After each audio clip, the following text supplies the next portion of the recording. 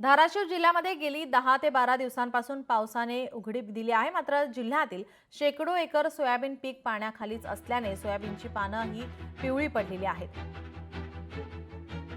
नुकसानीमुळे जिल्ह्यातील शेतकरी आता हतबल झालाय. पावसामुळे खरीपाचे पीक हातचे गेलेले आहे. आता रब्बीचे पीक हे जाते की काय अशी भीती आता शेतकऱ्यांना वाटते.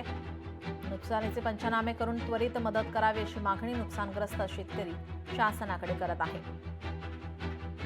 या संदर्भात आढावा घेतला आहे आमचे प्रतिनिधी काकासाहेब कांबळे यांनी. धाराशिव जिल्ह्यात अतिवृष्टीने शेतकरी अक्षरशः मेटाकुटीला आलाय आणि पाऊस उघडून 10 दिवस झालेत. मात्र तुम्ही पाहू शकता की या सोयाबीनच्या शेतात गुडघाभर पाणी साठलेलं आहे आणि या साठल्याच्या पाण्याचा परिणाम असा झालाय की पूर्ण सोयाबीन हे पिवळं पडलंय आणि या पाण्यामुळे या सोयाबीनच्या पूर्ण मुळ्या सुद्धा उघड्या पडून आता या सोयाबीनला एक शेंग सुद्धा दिसत नसल्याची परिस्थिती आता शेतात निर्माण झालेली आहे. माझ्यासोबत शेतकरी आहेत. दादा, काय परिस्थिती आहे? किती दिवस झाला पाऊस उघडला आणि काय परिस्थिती असेल? एक 10 ते 12 दिवस झाला पाऊस उघडलेला आहे आणि शेतात आज गुडघे एवढं पाणी आहे. त्यामुळं त्या सोयाबीनला तर शेंगा नाही त्याच्यामुळं लय परिस्थिती वाईट झालेली आहे शेतकऱ्याची. खर्च जवळजवळ एकरी 7,000 रुपये खर्च आहे. मातीची काय परिस्थिती आली हो. हा. शेतकरी मातीत गेला. काय करावं लागलं आता पुन्हा? कर्ज माफ कराई.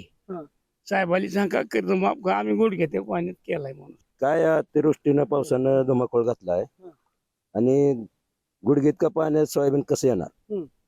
आणि साहेब ते म्हणते ते वरून कर्जमाफी करा. हे शेतकऱ्यांनी कसं करायचं याचा काय उल्लेख आहे का? तर शेतकऱ्याची कर्जमाफी तातडीने करावी. मदत तर करावी लागेल. आता हे पीक विमा काय चालेल नाही. पंचनामा झालेला नाही तर पुन्हा ही पीक पाणी तेवढे झाले बघा साहेब. 2 महिने सुद्धा ह्या शेतातलं पाणी कमी होणार नसल्यानं शेतकरी आता हवालदिल झाला आहे. काकासाहेब कांबळे, लोकशाही मराठी, धाराशिव. लोकशाही मराठी ऐका, पहा, जागरूक रहा.